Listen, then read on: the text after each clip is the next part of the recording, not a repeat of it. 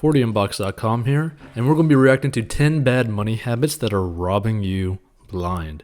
So developing good habits help us focus on things that need our attention most. But as you work to get your financial life on track, you'll probably find old, counterproductive habits of undermining your progress. Some of them worked once, but now they're holding you back, and others have always been bad. So dropping bad money habits make it easier to power up your financial life. Following are some bad money habits and tips for ending them. Number 1, carrying a credit card balance. I completely agree with that. Carrying a balance on a credit card is like walking down the street with a hole in your wallet and letting money leak out. That's a very good analogy. Here's why. Suppose you're paying down a $5,000 balance on a card charging 15% interest. If you only pay the minimum amount each month, it'll take decades to pay off the debt and cost you thousands of dollars in interest. So build a better habit. Devote every spare penny to getting rid of credit card debt. And if you have other pressing debts, make a plan for dealing with all of them. So basically, if you want to get out of debt, go to 40inbox.com to learn the very simple way of getting out of debt. It's very straightforward. Number 2, failing to fund a retirement plan.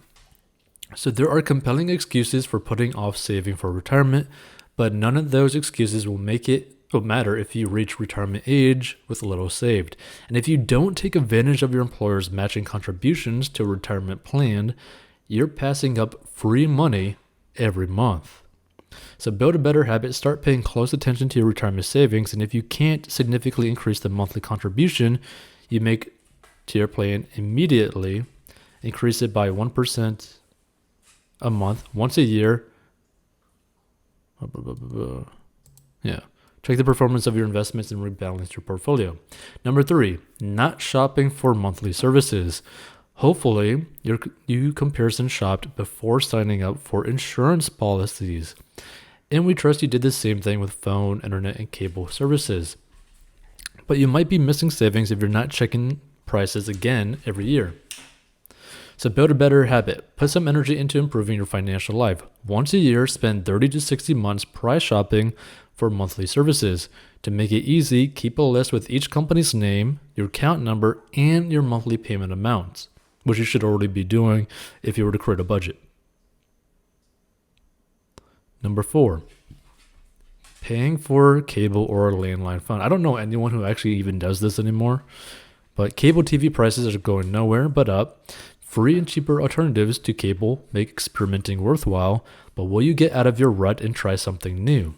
So build a better habit before trying a change. Record your viewing habits for a week or 2 to see how and if you're using the services you currently have.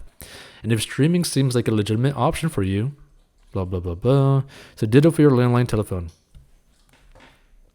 If you're able to drop the landline and use mobile phones only, if that seems too radical, refrain from using the service for 1 month or even just a week while you check out alternatives. Number 5, ignoring coupons and deal sites.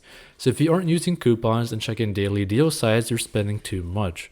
However, you still need to exercise discipline when bargain shopping so you don't sabotage good intentions with impulse buys.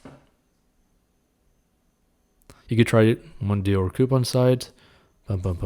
Yeah, I agree. Now, there is like an app called, I believe, Honey that does typically help people with saving money when they buy things online. That being said, the problem when you use coupons, right, to those who end up using coupons is there's like something within them that kind of drives them to just buy the product, like more of the product, right?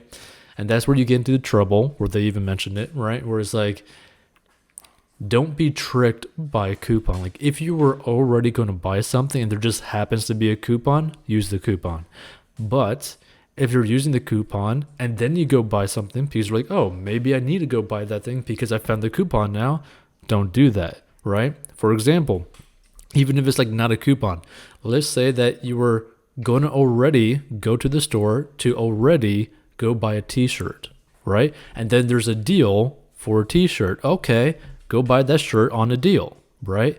But if you're just going to the store for groceries and then you see a deal for a t-shirt out of the corner of your eye, and you're like, oh, that's a nice deal. I could save money on that shirt. Well, I mean, you shouldn't even be buying that shirt because that wasn't your goal in the first place to even go buy a t-shirt, right? So that's something to really think about. Number 6, playing investing too safe. Safe investing is important, but there's safe and then there's too safe. Keeping all your money in no risk accounts mean inflation will rob you of spending power slowly but surely. Meaning, don't just stick all of your money into a savings account or, God forbid, under your bed. Number 7, getting hooked on lattes. That $4 latte is killing your budget. One such latte each workday adds up to $20 a week, potentially $1,040 a year. So if you tip $1 each time, you're spending $1,300 a year. Surely there's something you would rather do with that $1,000. I mean, that could be a brand new computer, that could be your bills, that could be paying off your debt, that could be your starter emergency fund, right? So that's something to really think about, right? And a lot of people don't really think like this is that big of a deal. But the thing is, typically, for the majority of the population, this isn't the only thing that they're spending money on. So let's just use like a personal example.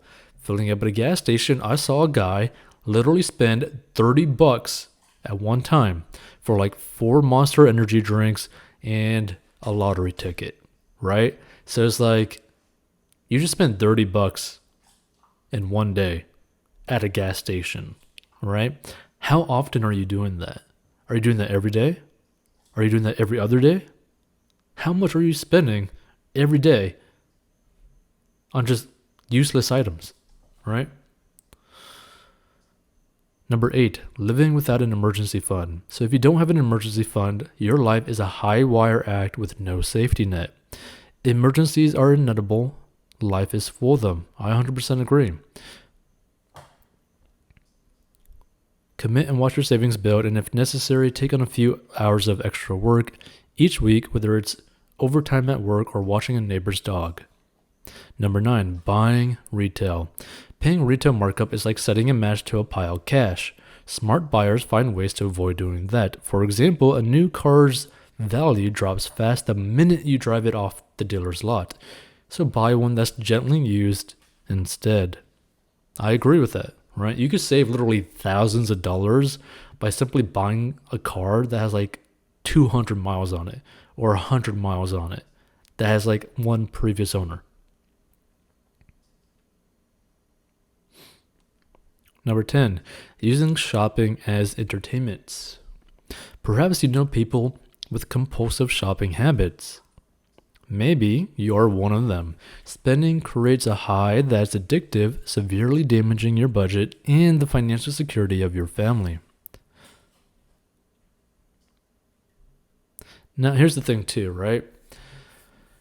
As like a good advice, like side advice, right? For Amazon specifically, do not have your cards in your account. Like, don't have your cards saved into your Amazon account, because so many people are going to buy things to entertain themselves, or when they feel depressed, or when they feel like they want something, or blah, blah, blah, blah. There's like so much impulse buying when it comes to Amazon, and it's so easy for people to buy stuff. Just do not have your card information on Amazon at all, right? It's that mental barrier, right? And it's going to get to the point where, like, for some people who have like really bad issues with that, if you do that, right, it's going to be an extra wall between you and spending money, right? So that you are less likely to end up buying whatever item that you are wanting to buy, right? Because the process, like the really annoying process of having to manually type in your stuff each time you buy something, is actually going to be it's going to be good enough to deter a lot of people from actually buying the item, right? Like, it's like the barrier of for a consumer, right? It's like a barrier of purchasing. Like, a lot of customers want like a simple click, buy, get the product, right? Like we live in that type of time frame now, which is why you want to avoid that. Avoid those easy steps of like, oh, buy, click, and you get it the next day. Just completely remove the whole thing, and you're going to save a lot of money, and you're not going to basically use it as an entertainment. Now, you might end up like adding it to the shopping cart for entertainment, but you're not going to most likely buy the actual item just because of the annoying process of actually manually typing in your card information. But yeah, we'll see you in future episodes. Stay tuned for more, and peace out. By the way, if you need to get out of debt, go check out 40inbox.com.